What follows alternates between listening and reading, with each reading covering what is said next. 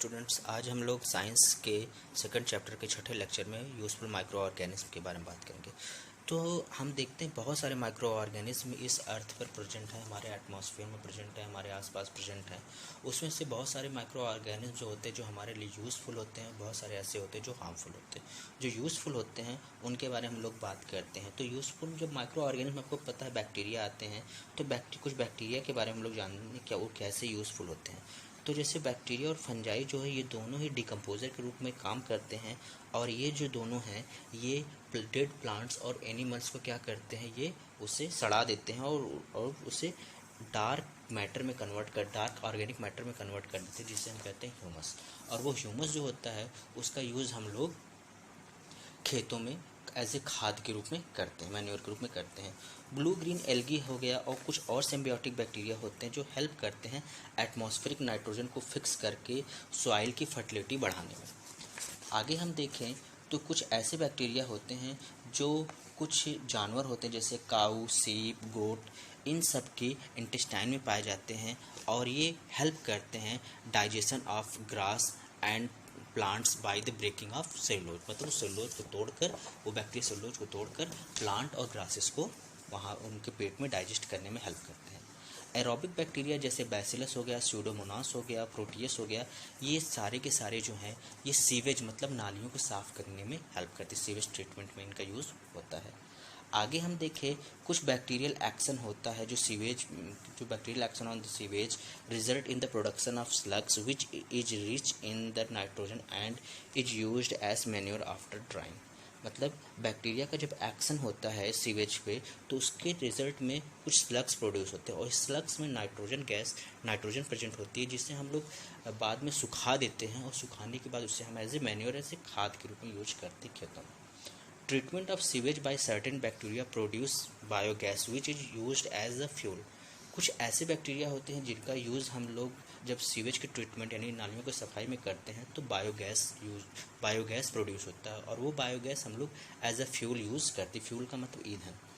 Some bacteria help in the making of vinegar and tanning of leathers and curing of tea. मतलब कुछ ऐसा बहुत सारे ऐसे बैक्टीरिया हैं जिनसे हम सिरका वगैरह, लेदर वगैरह को मेंटेन करके रखने के लिए, और चाय को और भी स्वादिष्ट, चाय की पत्ती को और भी स्वादिष्ट बनाने के लिए हम लोग उसका यूज़ करते हैं। अगर हम काफ़ी समय तक कुछ बैक्टीरिया को हम जो फ्रूट का जूस है, कुछ बैक्टीरिया से जिनको काफ़ी समय तक फ्रूट के जूस में अगर हम रख दें तो वो क्या करते हैं, वो उस फ्रूट के जूस को वो वाइन में या फिर विनेगर में कन्वर्ट कर देते हैं। बैक्टीरिया जो होता है वो और भी वो जो है बैक्टीरिया जो है वो मेडिसिन वगैरह जैसे स्ट्रेप्टोमाइसिन हो गया या फिर ग्रामिसाइडिन हो गया, इनके प्रिपरेशन में भी हेल्प करते हैं। तो मतलब bacteria are also used for the preparing medicine such as streptomycin and gramicidin. Lactobacillus का एक बैक्टीरिया होता है जिसके बारे में आप लोगों ने बहुत बार नाम सुना होगा। Lactobacillus is a bacteria which is very helpful for making curd from the milk. मतलब जो मिल्क से कर्ड बनाने के लिए जिस बैक्टीरिया का यूज़ करते हैं उसे हम कहते हैं लैक्टोबैसिलस। कुछ ऐसे बैक्टीरिया और होते हैं जो चीज़ को, पिकल को और बहुत सारे फूड आइटम्स को बनाने में उनकी हेल्प ली जाती है। अगर हम फंजाई की बात करें, फंजाई जो स्पेशली फंजाई जो हैं, तो फंजाई जो हैं इनका यूज़ हम लोग बेकरी प्रोडक्ट जैसे ब्रेड हो गया, केक हो गया, इन सब को बनाने में हम लोग करते हैं।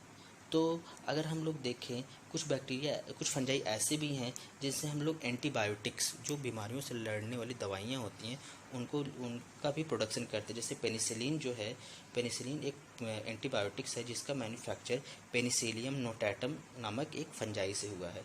जो कुछ फंजाई ऐसे हैं जिनका यूज़ हम लोग एज ए फूड मटेरियल के रूप में करते हैं, जिसे हम कच्चा भी और पकाकर भी खाते हैं, जैसे मशरूम हो गया। सिट्रिक एसिड जो है उसका प्रोडक्शन भी हम लोग एस्परजिलस नामक एक फंजाई होती है, उससे हम लोग सिट्रिक एसिड का प्रोडक्शन हम लोग करते हैं। जो अभी हमने शुरुआत में ही बताया था कि जो फंजाई है वो क्या है, एज ए डिकम्पोज़र भी काम करता है, और ये रिसाइकलिंग ऑफ न्यूट्रिएंट्स में भी हेल्प करता है। अगर हम प्रोटोजोआ की बात करें तो प्रोटोजोआ जो है वो बहुत ही इम्पोर्टेंट रोल प्ले करते हैं प्ले करते हैं aquatic food chain like Trichonympha, a protozoans live inside the body of termites and digest cellulose present in wood eaten by termites and convert it into the soluble carbohydrate. मतलब Trichonympha एक protozoa है जो termites की body के अंदर रहता है और टर्माइट्स के अंदर वो सेलुलोज को डाइजेस्ट कर देता है, क्योंकि जो टर्माइट्स होते हैं वो जो सेलुलोज कंटेन किया हुआ वुड खाते हैं और वो क्या करते हैं कि वो उस सेलुलोज को वो सॉल्युबल कार्बोहाइड्रेट में कन्वर्ट कर देता है। ये हमारा ट्राइकोनिम्फा। अगर हम बात करें एल्गी की, तो algae carry out the photosynthesis and give of oxygen which is necessary for the survival of human beings. जो एल्गी होते हैं वो बहुत ज़्यादा अमाउंट में फोटोसिंथेसिस परफॉर्म करते हैं, जिससे वो बहुत ही ज़्यादा अमाउंट में ऑक्सीजन को प्रोड्यूस करते हैं, जो ह्यूमन बींग्स के सर्वाइवल के लिए बहुत ही बेनिफिशियल होता है। अगर हम वहीं ब्लू ग्रीन एल्गी की बात करें, तो ब्लू ग्रीन एल्गी जो होती हैं वो fix the atmospheric nitrogen and increase the soil fertility. मतलब वो एटमॉस्फेरिक नाइट्रोजन को फिक्स कर देते हैं और सॉइल की फर्टिलिटी को वो बढ़ा देते हैं।